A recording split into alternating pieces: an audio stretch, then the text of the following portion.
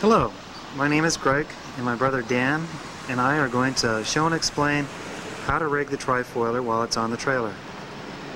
First thing we do is unhook all the bungee cords, starting from the back, the bungee cord that holds up the rudder. Take it off and immediately stow it into the back compartment. Then moving forward, bungee off the mast, the forestay,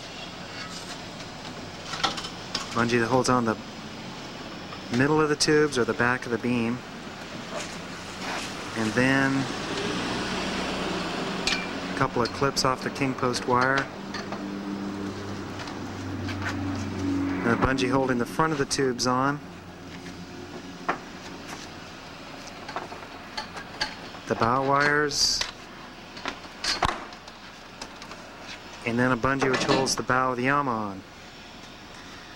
Next thing is to put the beam in place. Lift it from the trailer, take a few steps back. Now notice he's propping the inboard end of the beam on the boat, and that's so he could pull the slack out of the tube so that the ropes will get out of the way, and then he could put the beam into the tube. Notice you want to get it all the way into the stops.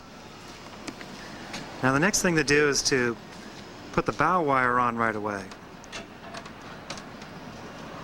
What the bow wire does is it'll make sure that that beam doesn't slide out while you're doing other things.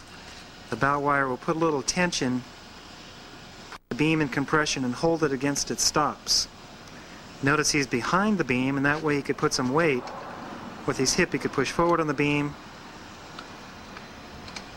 bend the beam forward, and then when he steps away there's a little bit of tension in the bow wire.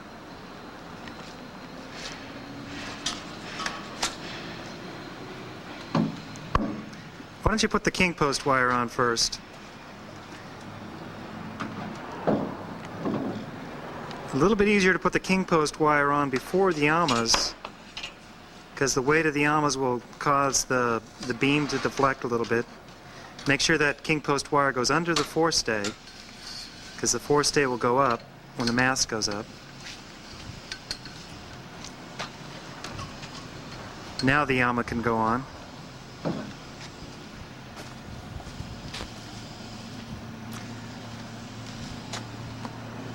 Now there's a pin on the end of the beam that goes into the hole in the casting, right there. Now he lines up the two holes, pull the pin out, line up the two holes, install the pin. Notice how he used his index finger to depress the button on the end of the beam, on the end of the pin, the quick pin. All right. Now we're ready to prepare the masts.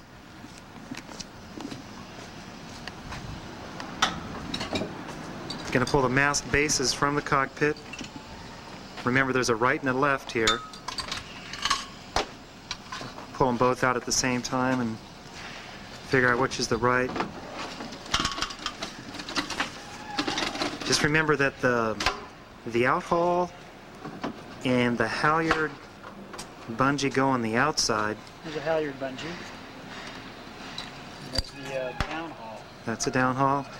And show the foil retractor pin. That goes on the outside too.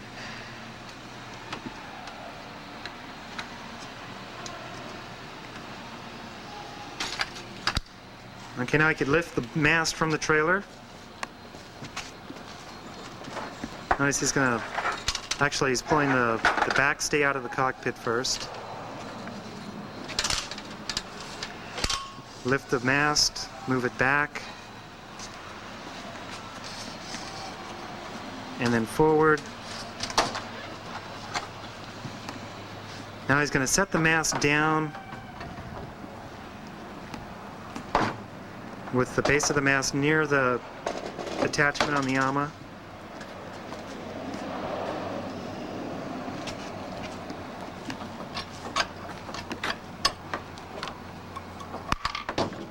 Line line up the holes, insert the pin.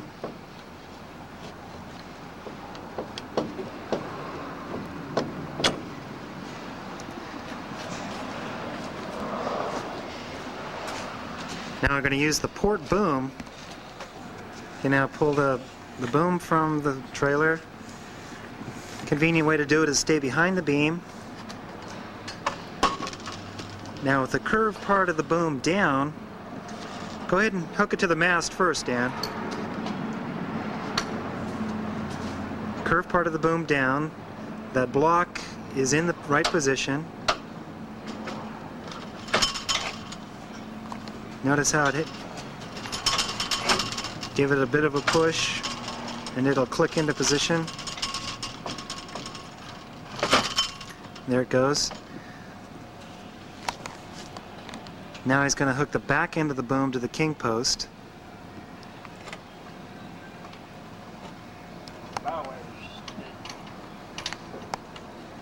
Needs to deflect the bow wire down a little bit. Let me get a close-up of that shackle he's attaching to the king post.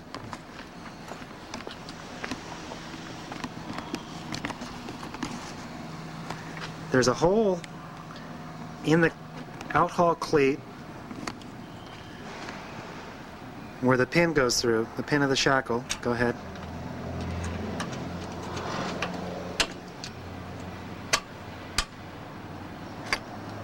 Okay, now the boom is attached to the king post. Now you'll come around and that mast is ready to go up. Notice the forestay was already hooked up, ready to go. Get the backstay over the boom.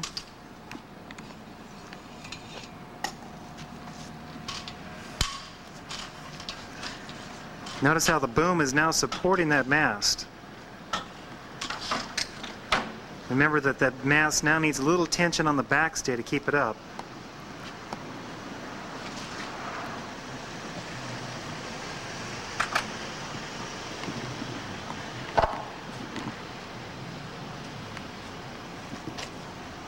Got the mast up on the port side. I'm going to do the same thing on the starboard side, starting with the beam.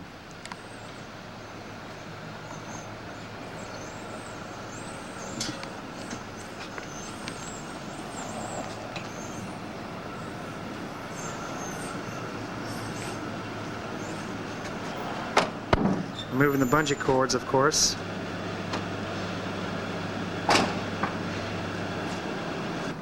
Now he's pulling the slack out of the lines in the beam.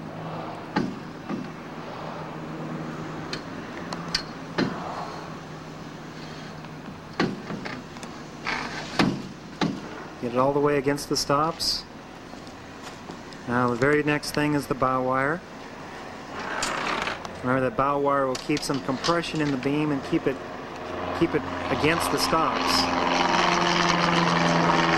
If you get the boat rigged and you realize that the beam is not completely against its stops, then you'll have problems. You might have to take the boat all the way apart again to get the beam all the way in.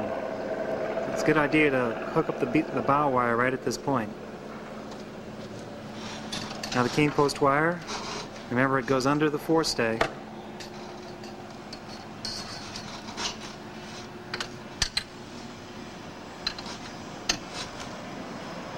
Now the AMA.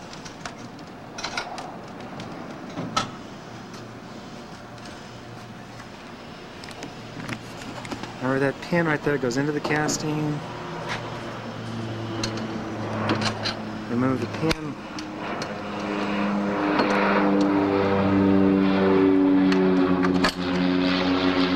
There we go.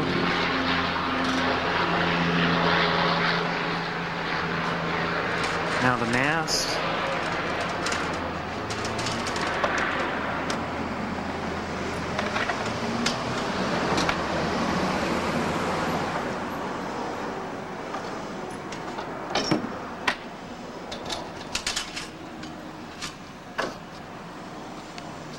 Bring it out from underneath the king post and then forward.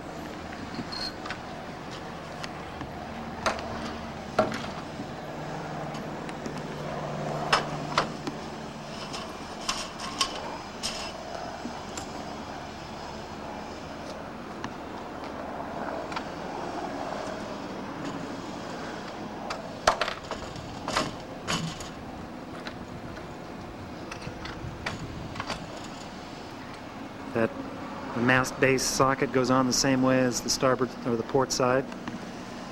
Now the compression strut. Pull it from the trailer. Now the first thing you want to do with the compression strut is get the pin lined up correctly.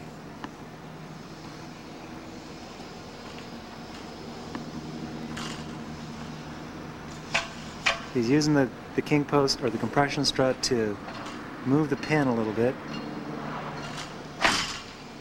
Make sure you feel the click when that thing goes on. A detent ball has to engage in the groove.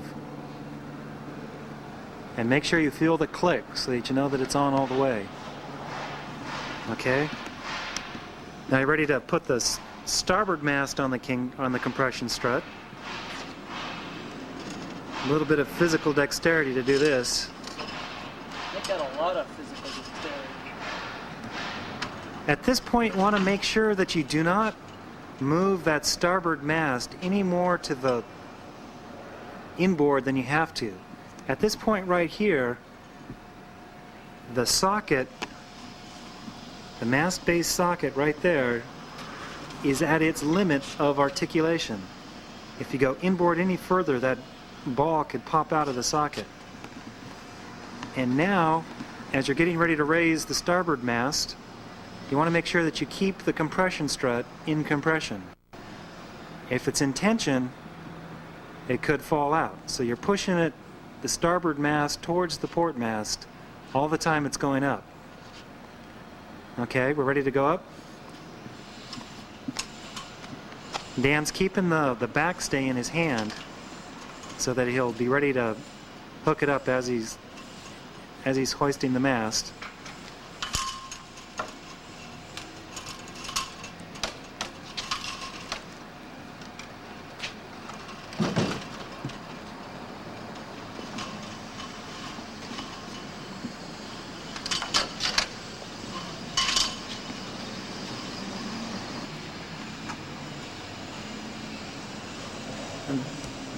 Now he's hooking the backstay to the main hull, and that part takes a little bit of strength because it's putting tension in all the lines. Now at this point you want to make sure, you want to check the compression strut. You want to look to make sure that it's still engaged. That side is still engaged, and that side is still engaged. When you check that, you're ready to proceed. Now we're ready for the starboard boom.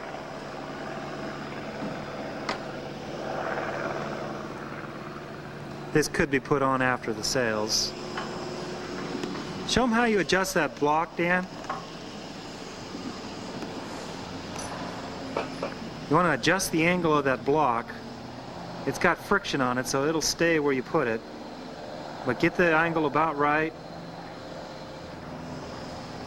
And then hoist it up. Again, you're going to feel it click into place.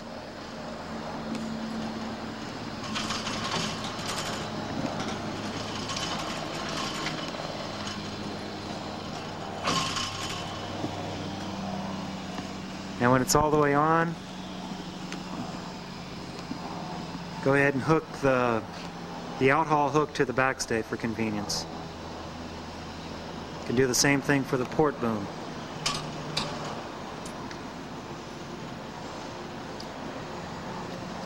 I can't overemphasize the fact that port boom is holding that mast up until the starboard mast is up. And that's the only thing holding that mast up until both rigs are up.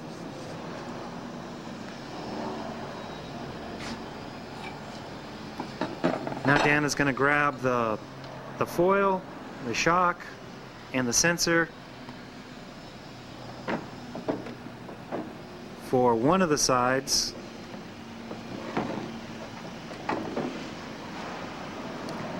And proceed to put those on.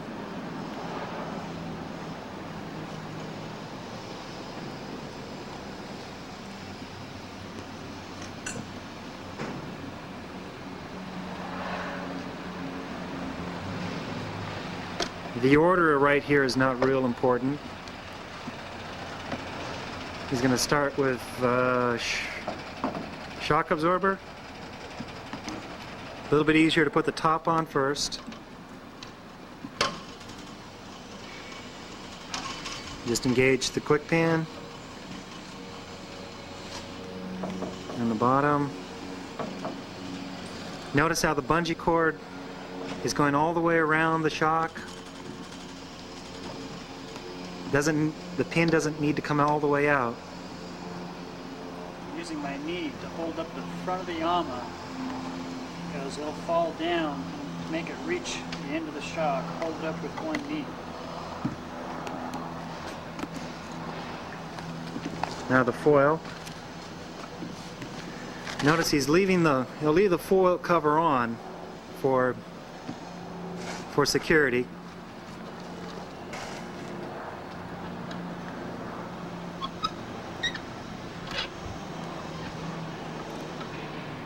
Take the O-ring out. Notice how he's holding most of the weight of the foil with his left hand. He could feel underneath the casting with his right hand. Uses his thumb to push the pin in.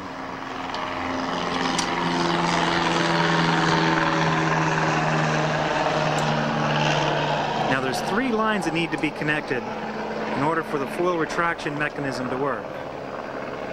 Show them the first one, Dan, the brass hook to the cable, and then the brass hook to the bridle, and then the blue line with the plastic hook. Dan's going to go ahead and cleat that line in the jam cleat. Don't forget to put the split ring back in. It's got the split ring on. Now the third line for the foil retraction, remember, is the blue line with the black plastic hook.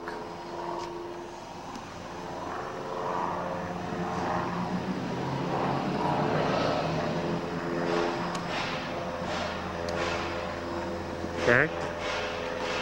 Now for the sensor.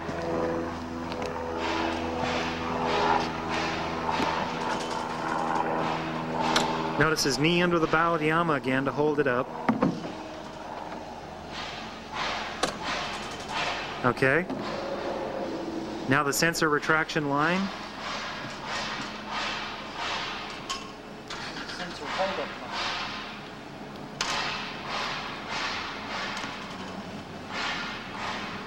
line. It's stowed around the mast.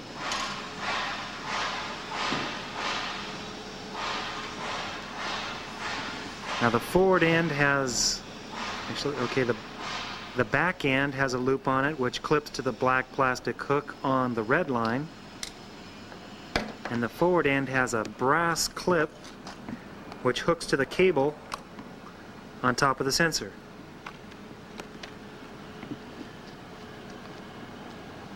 Now back to the cockpit. Back to the cockpit. Pull the red line which lifts up on the sensor. Pull the blue line which will hold up the foil. Okay, Dan's now going to grab the shock, foil, and sensor for the port side.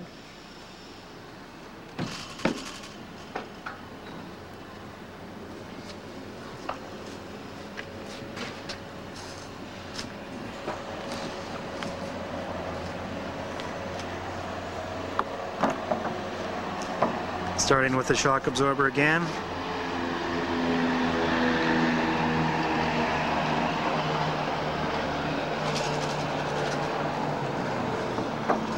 Knee under the bow of the armor.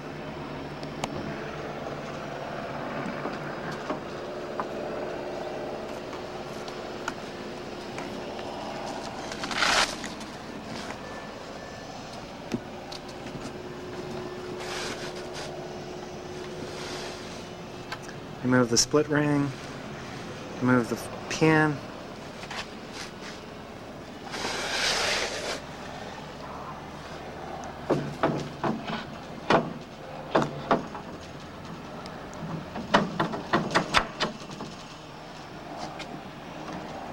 Now the first brass hook to the cable, and then the brass hook to the bridle, and then he's going to pull in the line and cleat it. That'll hold the foil up.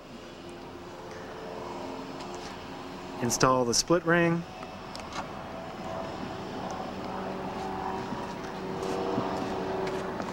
Now the sensor.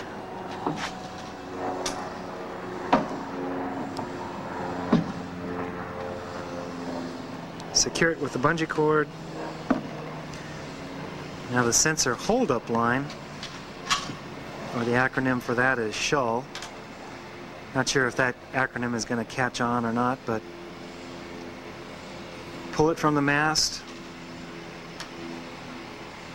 The loop goes onto the black plastic hook on the red line, and then the brass clip goes to the cable on the top of the sensor. Now he's going to go back and get the blue line with the black plastic hook.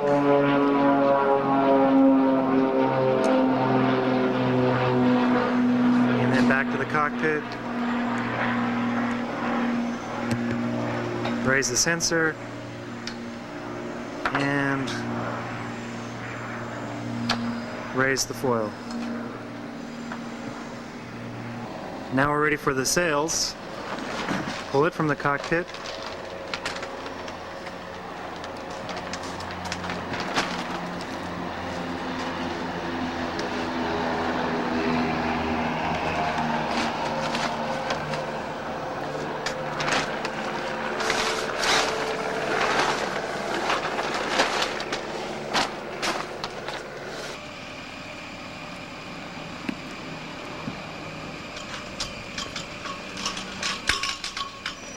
Okay, now he's getting the halyard ready.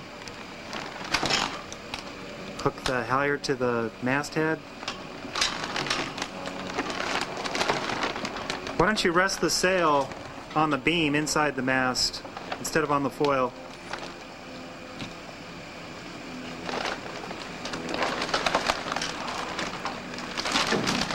That tends to work out a little better. Now with the halyard hooked, now because this is a fully battened sail and it has a considerable amount of luff curve in it, it requires a little bit of a technique to get it up easily. The first part goes up very easily, but when you get to the point where actually this is going up very easy, where the luff curve takes effect, then it's important to push up on the sail at the same time. So when you get to that batten sail, he's pushing up on the batten and bunching the sail up. That'll make the sail go up much easier. Now it's up all the way, so now it's time to lock the halyard. Now there's a fork. This is just like a Hobie 16 or Hobie 14. There's a ball on the halyard on the cable that goes into the fork. Get the cable in between the fork with the ball below the fork. Okay, now with the fresh battery, get the ball below the fork with the cable in the fork, and then pull the sail down, and then the ball gets forced into the fork, and the halyard is locked up. Now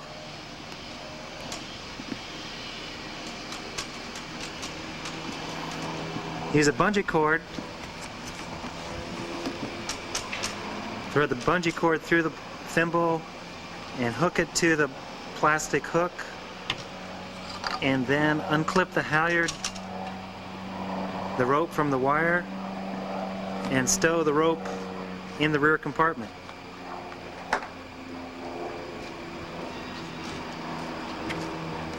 Now feed the bottom of the sail into the mast. Pull it down, and the tail end of the downhaul, thread it through the tack of the sail. and down to the peg on the inside of the mast. Loop it on, and then put on some downhaul tension.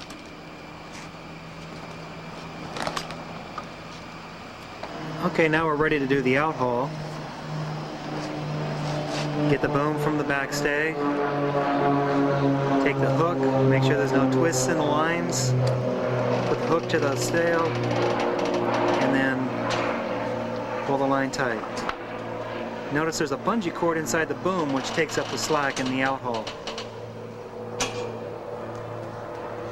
Okay, now with the sails up, now's a good time to put the mast rotator bars on. Pull it from underneath the bungee cord that secures it to the beam for transport. Unhook the brass hook from the back end. Slip off the collar. Insert the rod through the hole on the inboard side of the mast, through the hole on the back side of the mast. Slip the collar back on and reattach the brass hook.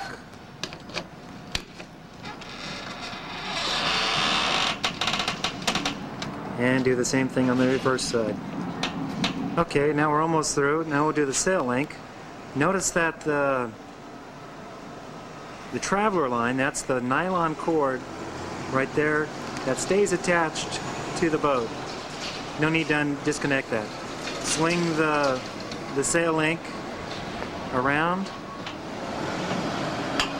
rest it on the deck, and hook it to the boom.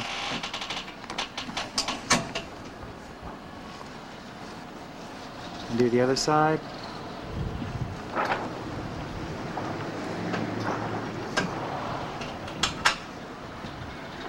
Okay, the final thing is the seat. Now there is a top and a bottom. The smaller tube goes in the bottom, and you can see that there's a lower leg and a bottom leg of the seat. To put it in, go ahead and put it in. Go ahead and put it in.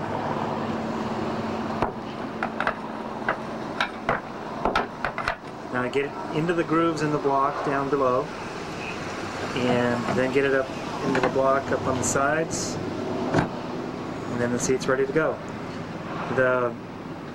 Once it's in, you have the tube in the corresponding slot on the top as in the bottom. You have the first hole in the bottom and the first hole in the top. Okay, now we're going to talk about the cockpit layout a little bit. Normally the TriFoiler comes equipped with what we call bicycle steering, where you push with your right, the boat turns to the left. Just like a bicycle or steering a car. Now for the airplane pilots, they can be equipped with airplane steering, but it's not recommended because we don't want to have a lot of boats confusing everybody with the airplane steering, but it can be done. Next up is the main sheet. The main sheet is the big one, the big line in the center. There is a cleat there. You notice it. See, there's a 4-to-1 mechanism inside, and it exits out the deck. As Dan pulls on the main sheet, you'll see the traveler line going in. Now there's the cleat is right there, but remember you could reach forward and get a longer pull. So a convenient way to do it is to reach forward quite a ways. Next up will be the sensor retraction lines. Those are the red ones, one on either side. And notice when Dan pulls on the left one, it'll raise the sensor.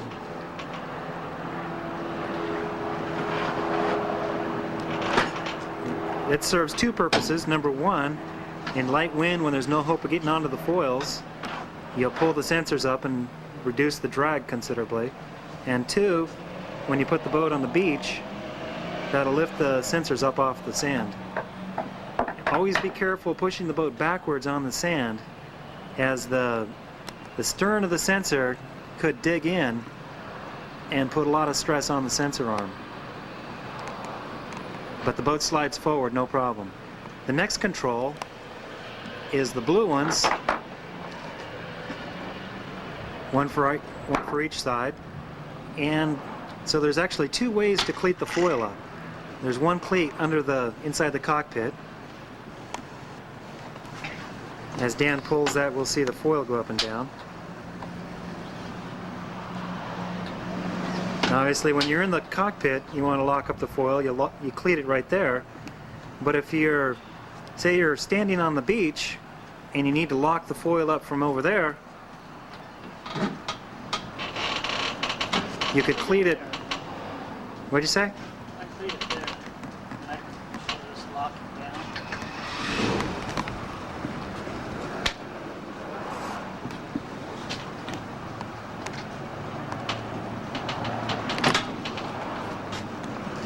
Okay, if you're on the beach, you could release the foil out there. You could bring it up. So the point is, you could lock the foil up from standing on the sand, or if you're in the cockpit, and the foil is locked up out there, you can unlock it out there just by pulling on the line. Do that. When you pull that line, it pulls out of that cleat, and then you could let the foil down from the cockpit. However, we do not recommend leaving the beach without having both foils locked down. It could be a problem or hazardous to get in the boat with, and you can't get either foil down. It could really have serious problems. Now, the third control line in the cockpit is the green line, one on each side near the thigh of the pilot. Those are used to help rotate the mast. In strong winds, the masts will rotate by themselves, but when the winds are marginal or light, then the masts need a little bit of help to come around after each tack or jibe. So after you make the tack or jibe, you give a pull to the mast rotator line on the weather side of the boat, and that'll bring the mast around and give you a lot more power. Okay, now we're going to show how to reef the sail. I would go ahead, Dan, and I'll talk about it a bit. First of all, I would reef the sails anytime you know you've got at least, I would say, 15, 16 knots of wind. First step is to go ahead and undo the outhaul. The boat will have a higher top end speed with the sails reefed. Next thing is to do the downhaul. So it has a higher top end speed, and the boat definitely accelerates a lot faster. Need the halyard. Dan will get the halyard out of the back. Need the halyard to reef. But so that it has a higher top end speed, and it definitely accelerates out of the hole faster, simply because there's less heeling forces when the sails are reefed. So got the outhaul and the downhaul off, then unlock the halyard, then use the same procedure to lock the halyard. Actually, he's going to undo the load straps first, do the front and the back, and then he'll unzip it.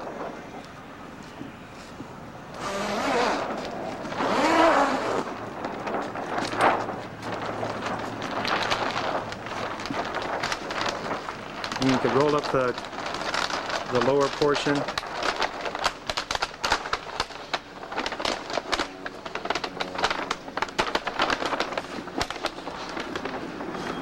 But it's the interesting characteristic of the wind where, because of the force of the wind varies as the velocity of the wind squared, it's surprising that you only need a little bit more wind to get the boat on the foils with the sails reefed. Say 15 knots will do it. And anytime you've got the boat on the foils, you're going to be better off with a smaller sail. So now Dan has locked the halyard on the reefing ball. Then you redoes the downhaul, and then redo the outhaul, and then reattach the sail link. The important thing to keep in mind is that when you put the sail back on, unreef it, and make sure you have the load straps tight. or else it could blow up the zipper. Okay, now we're going to show how the rudder operates. Go ahead and put the rudder down, Dan. You just give it a push and it comes out of those clips, and then you just let it go down, and you should listen for the click. When it goes in, that we call that the bullet, that stainless steel round part which engages that hook, call that the bullet. You want to make sure that that's engaged before you start sailing, completely engaged. Of course, if it's not engaged at all, then the rudder will come up immediately after you start going. But if you have it barely hooked and you get up to high speed, if it's not completely engaged and you get up to high speed and it comes undone, then good chance you'll break the rudder if it comes up at high speeds. So to bring it up, the rudder up, you just single-handed operation, just give a tug on the knob, bring it all the way up, and those clips will hold it in. But don't trust those clips on the road. Always use the bungee cord which holds it up on the road. Okay, now let's put it back down and then show how you adjust the ride height of the stern of the boat. Now the ride height of the stern turns out it's very important. If the boat rides up too high, the rudder will feel very funny and you'll lose some steerage. But it's difficult to know how high it's riding. It's good to sit on the beach and put your hand out the side, try to reach the sand, try to estimate how far down you have to reach in order for basically want the stern of the boat, the bottom of the boat, to be about 8 inches off the water.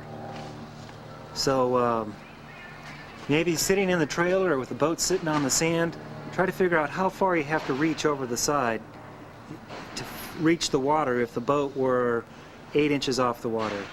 Or maybe you'll have to look over the side. Yeah, that's about where you want the ride height. Certainly if the ride height goes down to the pitot tube is way down there. We've had customers complain that the speedometer stopped working. Well, if the speedometer stops working because the pitot tube is too high, and then that rudder is way too high. Got to lower it down. And the way to lower it down is to turn the big black knob to the right. A rule of thumb is, I would say one turn lowers the boat about 2 inches.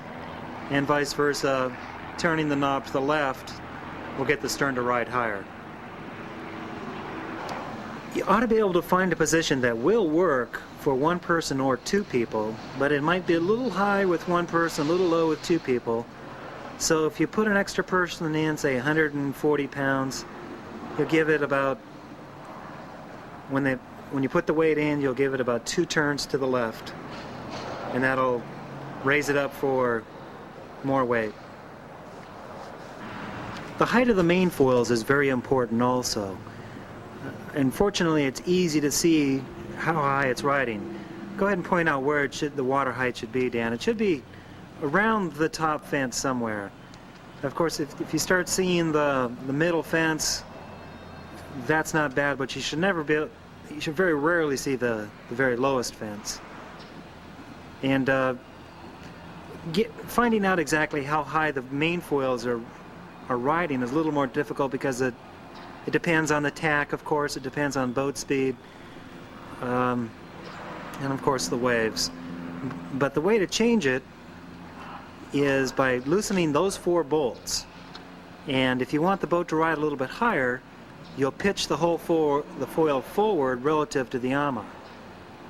So pitch it forward for higher, that gives the foil more angle of attack, and pitch it back for lower. And we'll have a mark on the foil and on the casting where the foil has been set at the factory. And that usually gives a pretty good ride height when it leaves the factory, but you might need some fine-tuning when you get the boat yourself and do a lot of sailing.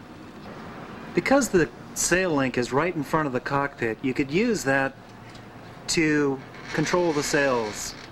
primarily when you're in irons, when the boat is directly into the wind.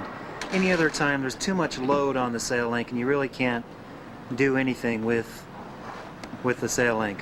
But when you're in irons, you can use the sail link to do certain things. What it's going to do, first of all, if you just simply push one way or the other on the sail link, is it's going to make the boat begin to sail in the opposite direction. Or it's just going to, the first thing it'll do is it'll push the boat to the side. Dan's pushed the sail link to the left right now, his left, and that'll get the boat to start moving to the right. That's a bit extreme. You probably wouldn't be able to push it out that far if there were wind blowing. But it's important to get in the boat and practice and see what these things how they'll affect the boat once you get out into some wind in the water. You could also get the boat to sail backwards by pushing the sail link out, and that's another important skill to learn, how to get the boat to go backwards. Also, if somebody say you're getting ready to leave a leeward shore, the wind is blowing onshore and somebody's holding the stern of the boat, this should make every sailor a little bit nervous because you're trying to push the boat into the wind from the stern. And if you don't keep the bow into the wind, the boat could get away. So a good way to control the boat is to use the sail link to steer the bow into the wind. If the bow starts to move to the left, then you push the sail link to the right, and then the wind will push the bow back into the wind, and vice versa. So that's an important skill to learn. Now, de-rigging the boat is just the reverse procedure of rigging it. But there's one thing that's very important. That is, you have to get the boom of the port mast, the port boom, back attached to the king post before you release the backstay. It's a checklist you should go through. Most important, get this boom, the port boom, attached to the king post. Remember how it goes? Put the pin of the shackle through the hole in the outhaul cleat. But also, want to make sure you have the foils off, the shock absorbers off, the sensors, and the mast rotators off. Get all that off, get the boom attached to the king post, and then you can undo the backstay.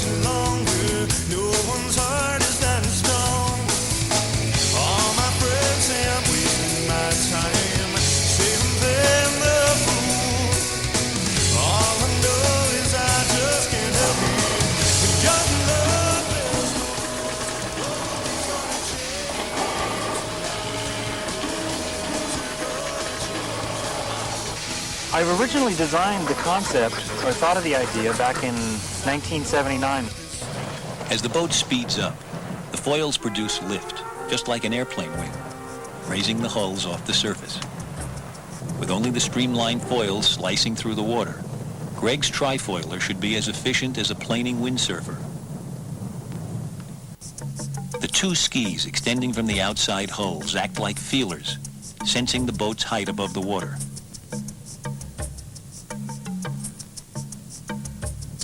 If a hull lifts up, the ski drops, pivoting the hull downward. This automatically tips the foil downward. Now the water is pushing down on the angled foil, forcing the hull down with it. On the other hand, if a hull drops down, the foil tips upward. This time the water pushes up on the angled foil, lifting the hull back up. The two skis work together to constantly and automatically keep the boat rock steady. Les Sainte-Marie, France. A long, narrow trench has been constructed near the ocean to take advantage of the strong winds without the choppy seas. The trench is for speed runs, like this one by Russell Long sailing Longshot, a TriFoiler that leaves very little of itself in the water when it gets going. Long is moving well over 40 knots on this run.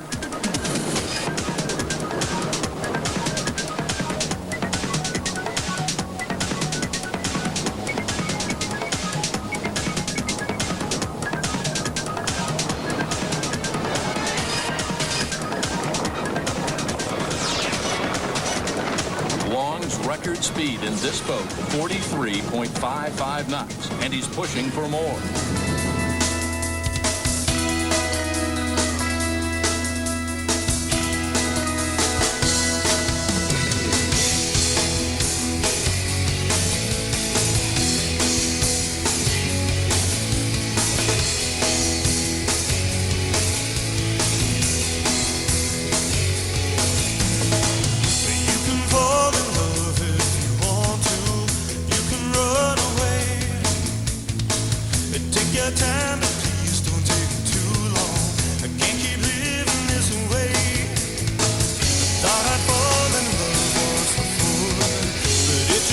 The Hobie Ketterman TriFoiler is easily towed by a small vehicle.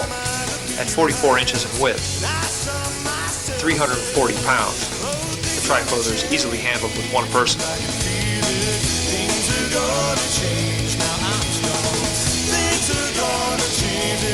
Designed to be rigged by one, the TriFoiler is easily rigged by two in just 15 minutes.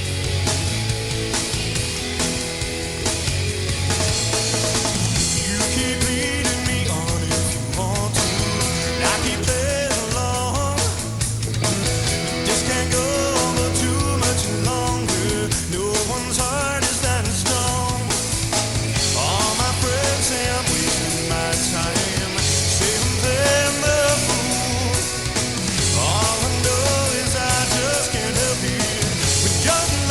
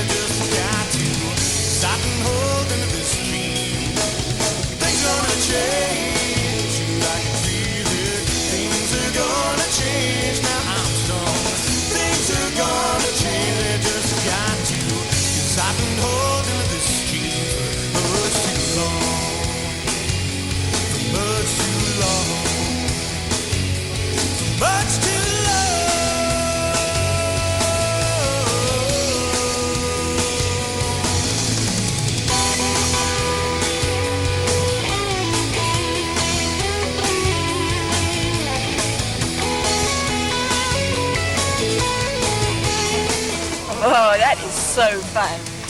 Ooh, I want one.